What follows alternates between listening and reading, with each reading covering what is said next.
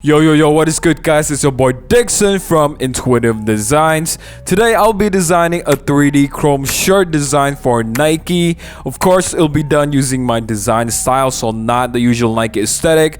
I figured this will be a fun design exercise because I did not prepare for this, so you will definitely see me fail at times in the process. Enough talk, let's go.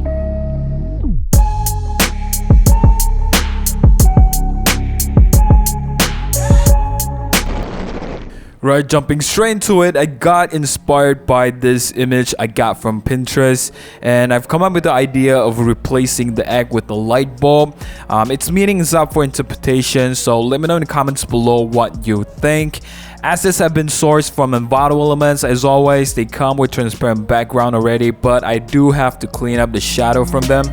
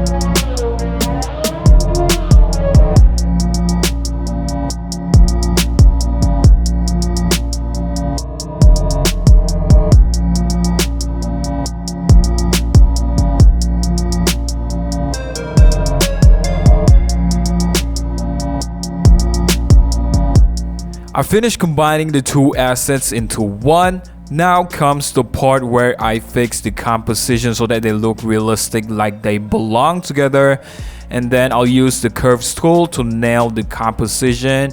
After that comes my favorite tool, which is the selective color tool. It is very effective when it comes to setting the overall color tone.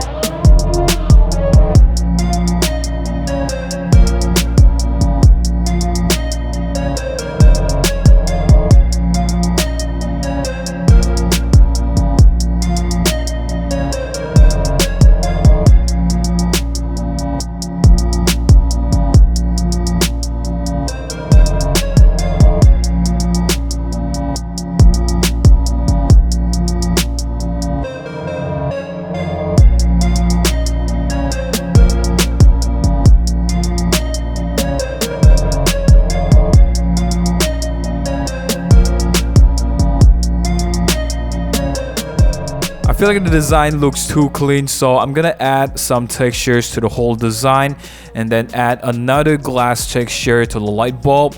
That way it looks more gritty and fits the aesthetic of the grenade.